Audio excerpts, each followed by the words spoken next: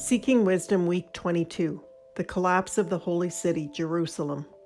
The Books of Lamentations and Baruch.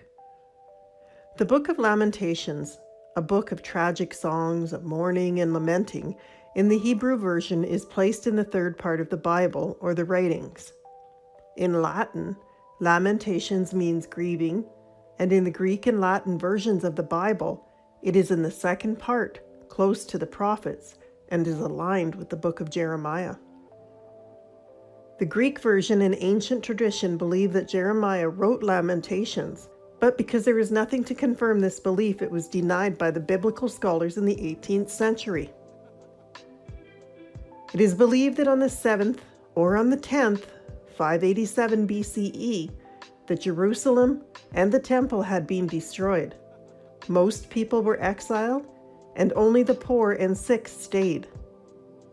The poems compiled in the Book of Lamentations are designed to commemorate this tragic event and bring light to the crises that were taking place in the political, religious, and social aspect of the lives of the Israelites.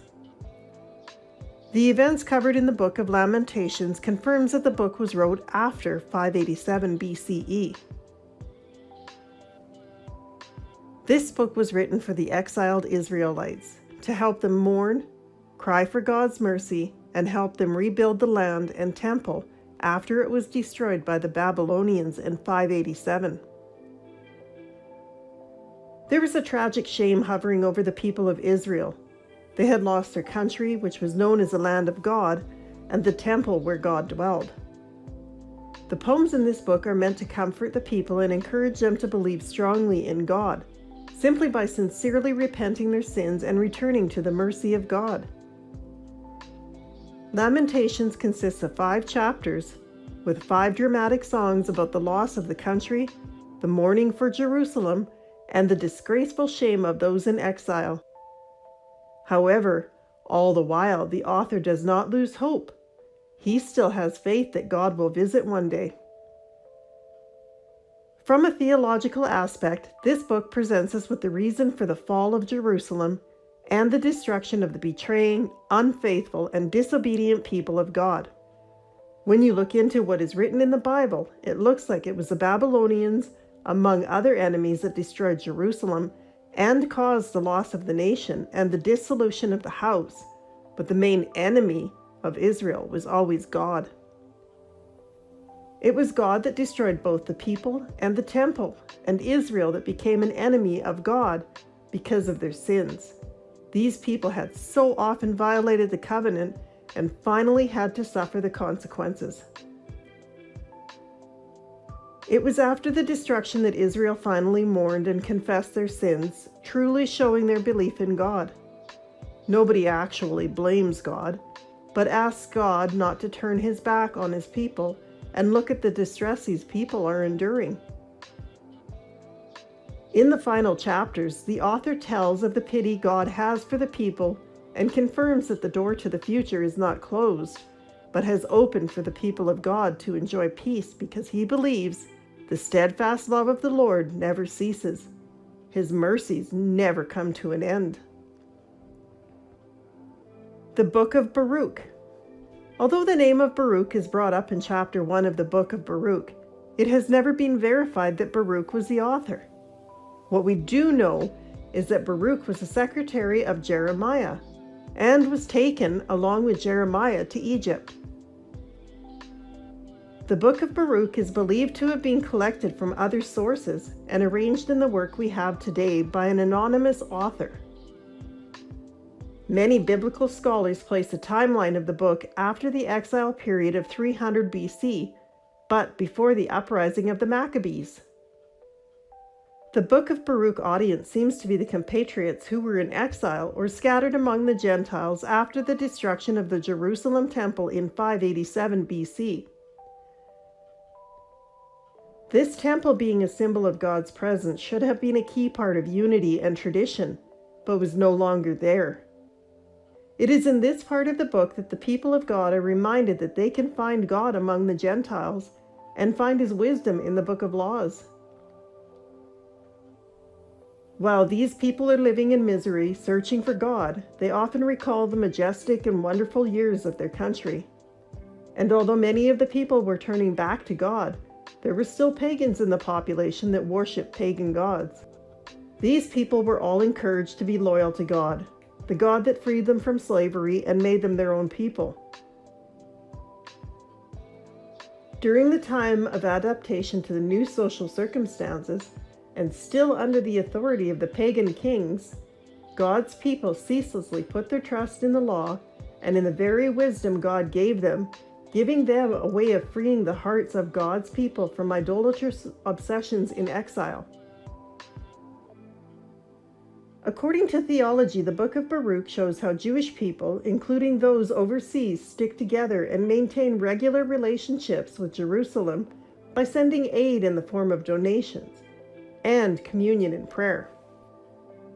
These people of God highly recommend reading sacred scripture, especially reading and meditating on the laws, and as a result have a deep sense of sin and sincerely repent. Sin is the most important point in the Book of Baruch, and according to the author, causes disorder, offends wisdom, and when people were against the law, they were indifferent to the counsel of the prophets.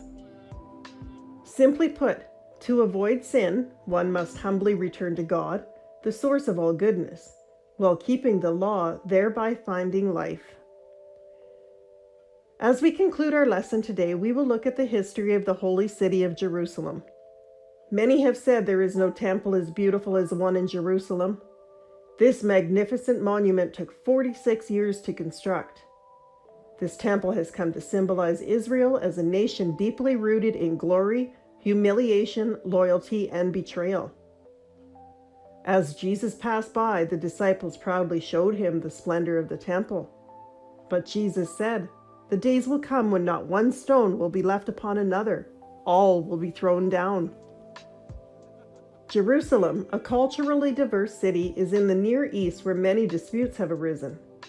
It is also considered a sacred city of the three great religions of the world. For the Jews, it is the place where David founded the capital. For Christians, it is a place where many of the events of Jesus' life took place, including his death and resurrection. And for Muslims, it is where Muhammad went for a pilgrimage and became an important holy place after Mecca and Medina, the centers of Islam in Saudi Arabia. Included in the history of the holy city are wars, annexes, destruction, and rebuilding. And the Babylon, Persian, Greek, Roman, Byzantine, Turkish, Ottoman, and British empires are all part of the history, making the holy city one of the few places that have witnessed a cultural and religious exchange such as this. Dating back to 3000 BC, Jerusalem was only a small land, but there are ancient Egyptian documents referring to the area in which the Canaanites lived and assimilated the indigenous people. About 1,000 years later, in 2000 BC, the Ammonites captured the region, and about 200 years after that, established a stronghold in Jerusalem, with the Canaanite dominance lasting until the time of King David.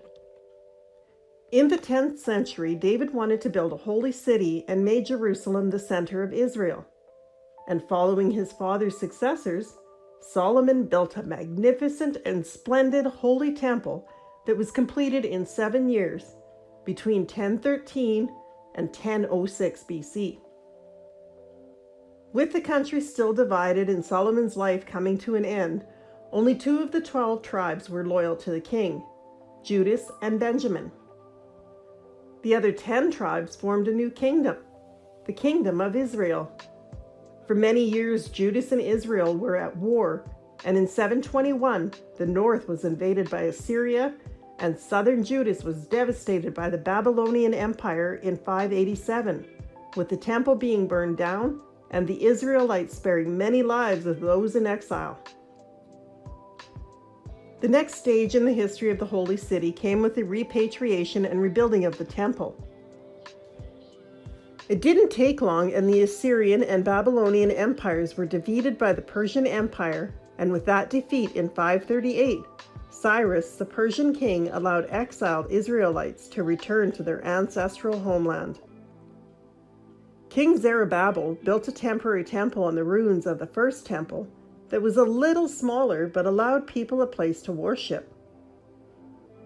In 537, construction started on the new temple and was still not complete after 17 long years. Finally, Haggai and Zechariah helped complete the new temple in accordance to the size of the Temple of Solomon. And in 445, Nehemiah asked the Persian king to rebuild the fortress, and in 2 months, it was completed. A short time later, Jerusalem was captured by the Greek Empire, and in 166 to 165 BC, there was a rebellion among the Israelites. Maccabean patriot brothers rebelled and succeeded. And in December 165, Judas captured the temple and celebrated the Feast of Light, also known as Hanukkah. This celebration was to recall the day of cleansing and the solemn dedication of the temple. The second temple remained until Pompey the Great annexed Jerusalem and Herod the Great proclaimed himself king. King Herod rebuilt the temple for the third time. This was his attempt to reconcile with the Jewish people, especially the priesthood, and compensate for his multitude of sins that offended them. Gathering the necessary materials took 3 years, and he tried very hard to reconstruct the temple as close to the original specifications as he could, using mainly Greek and Roman techniques. This is the temple of the time that Jesus purified when he saw that this majestic place had turned into a supermarket, bustling with business and noise. That angered Jesus to do a temple cleansing. He whipped them with ropes and drove them all, along with the sheep, out of the temple. The money of the silver changers he poured it out and overturned their tables and chairs. He said to them, "My house shall be a house of prayer, but you have made it a den of robbers." Once again, turmoil erupted in Judas, and the Maccabean successors became very mundane and fought each other for power, some proclaiming to be king and others proclaiming to be high priest. This disruption paved the way for the Romans to enter Jerusalem and put Judah in jeopardy again. From 37 to 4 BC, Herod remained king and had the temple completed under his rule. But it was under the rule of the Roman governor Pontius Pilate that Jesus was executed. We all know who Pontius Pilate was, but did you know he was appointed by the Emperor Tiberius in 26 BC, held office for 10 years, and was released from his post in 35 BC after the murder of some innocent Samaritans?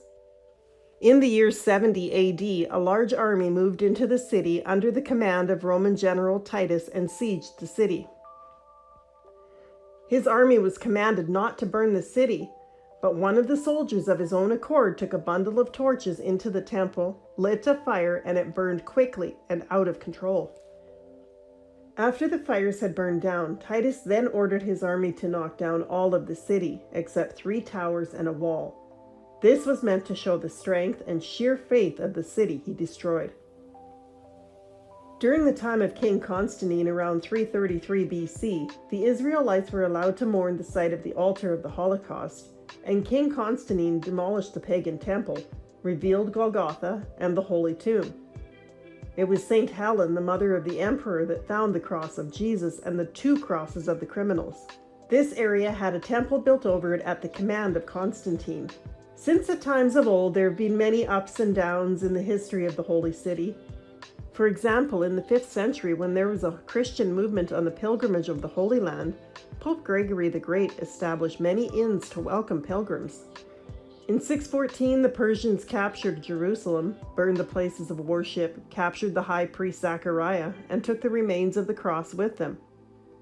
Soon after, Heraclius got the cross back from the Persians in 629, and in 638, the Arabs captured Jerusalem and built the mosques. Since then, Jews have often come to mourn at the Wailing Wall. And most recently, in 1187, Saladin captured Jerusalem, and in 1516, it once again fell under the rule of Turkey. Today, Jerusalem is divided into 2 distinct parts. the outskirts, which are built modernly with the head offices of the Israelite government, and then there is the ancient citadel, which is located within an ancient stone wall with holy places for Christianity, as well as Judaism and Islam. The ancient Jews had built a temple that took 46 years, and they were proud of their work. They believed this great architecture built by their hands would last eternally. But history has proven that nothing is immortal in this world. Empires change and disappear forever. The holy city of Jerusalem is no exception with its ups and downs. Jesus came to establish a new temple that lasted forever. His throne is the everlasting kingdom. For it was built on his own body, as he said to the Jews, "Destroy this temple, and in 3 days I will raise it up." He was speaking of the temple of his body. Thank you for watching. We hope you enjoyed this week's lesson. Please join us next Friday for our new video. The answers to this week's questions will be revealed in next week's video. Remember, every Friday at 7 p.m., the Seeking Wisdom Challenge will be posted on YouTube and Facebook. If you enjoyed this video, please like, share, or subscribe to our channel. If you have any questions, leave them in the comment section below. Thank you for watching, and we wish you a wonderful weekend full of grace and joy.